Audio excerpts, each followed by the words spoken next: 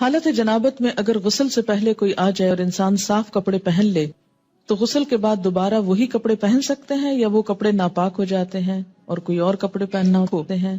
نہیں، جب تک کسی کپڑے کو کوئی نجاست لگی ہوئی نظر نہ آئے یا محسوس نہ ہو اس وقت تک وہ کپڑے پاک ہوتے ہیں اور ان کو دوبارہ نہا کر پہن سکتے ہیں۔ ہم نے آج تک ایسے مسائل کا ذکر اپنے گھروں اسکولوں میں کبھی نہیں سنا، اس لیے آج یہ پڑھتے ہوئے بہت مشکل پیش آ رہی ہے۔ اب آپ پڑھاتی ہیں تو بہت سی ٹرمز ایسی ہیں جو کبھی سنی ہی نہیں یا سمجھ ہی نہیں آ رہی۔ مثلاً احتلام کیا ہوتا ہے؟ یہ ٹرم تو کبھی اردو یا انگلش میں سنی ہی نہیں، لا حول ولا قوت۔ تو کبھی اردو یا انگلش میں اس طرح مزی ویٹ ڈسچارج کیا ہوتا ہے؟ میں ان میرڈ ہوں، شاید اس لیے بھی چیزیں مجھے سمجھ میں نہیں آ رہی۔ نہیں، مزی اور احتلام کا تعلق میرڈ یا ان میرڈ ہونے سے نہیں ہے۔ احتلام ہوتا ہے نیند کی حالت میں کوئی ایسا خواب انسان دیکھے کہ جس کے بعد وہ کافی مقدار میں ویٹ ڈسچارج اپنے جسم پر پائے اور ایسا گمان ہو جیسے خدا نخواستہ سوتے ہوئے پیشاب نکل گیا ہے جسم سے۔ ٹھیک ہے، خواب یاد ہو یا نہ ہو۔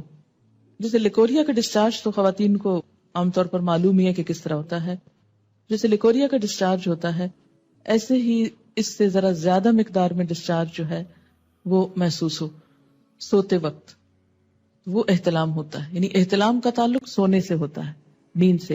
ایک صحابیہ ہیں، وہ حضور صلی اللہ علیہ وسلم کے پاس یہی مسئلہ لے کر آئیں، کہنے لگی اے اللہ کے رسول صلی اللہ علیہ وسلم، کیا عورتوں کو بھی احتلام ہو سکتا ہے؟ یعنی عموماً یہ مردوں کو ہوتا ہے لیکن کیا عورتوں کو بھی ہو سکتا ہے؟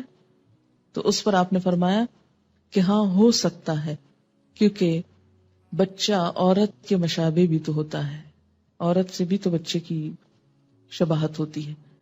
ٹھیک ہے، تو سیکشل انٹرکورس کے بغیر اگر نیند کی حالت میں کوئی خواب دیکھنے یا نہ دیکھنے پر ایسا پانی انسان دیکھے کہ جو زیادہ مقدار میں ہو، عام نارمل روٹین میں جیسے لیکوریا وغیرہ تھوڑا بہت سپاٹنگ ہو گئی، وہ نہیں، زیادہ مقدار میں، اس کو احتلام کہتے ہیں۔ اس سے انسان ناپاک ہو جاتا ہے۔ اور بعض اوقات ہو سکتا ہے کہ کسی خاتون کو کبھی بھی ایسی کیفیت نہ ہوئی ہو، بسا اوقات جسمانی کیفیت، آب و ہوا، کئی چیزیں انسان کے مزاج میں اثر ڈالتی ہیں، تو بعض لوگوں کو ایسی تکلیف ہو سکتی ہے۔ اگر کسی کے ساتھ ایسا نہیں ہوا تو وہ پریشان نہ ہو کہ میں تو شاید اب نارمل انسان ہوں، نہیں، اٹ ڈیپینڈس۔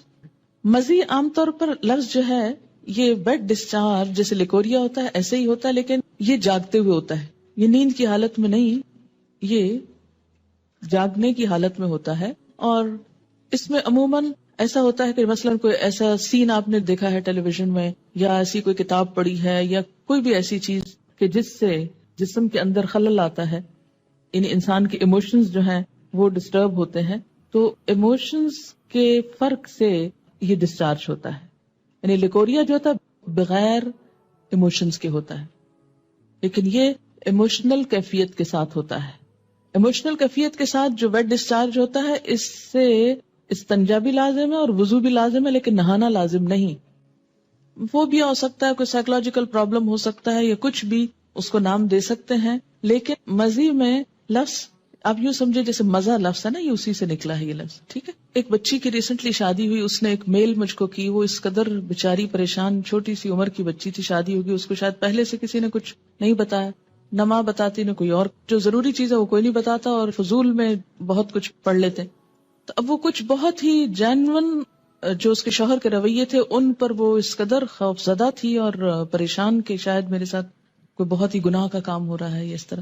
تو ایسا کیوں ہے؟ اس لیے کہ یا تو اس کو اتنا چھپایا گیا اور بتایا ہی نہیں گیا، یا یہ ہے کہ بلو پرنٹس بچے چھپ چھپ کے دیکھیں تو ماں باپ کو خبر نہ ہو۔ ان رویوں میں بہت نارمل اور بہت فطری انداز میں، نیچرل انداز میں آپ کو بہیو کرنے کی ضرورت ہے۔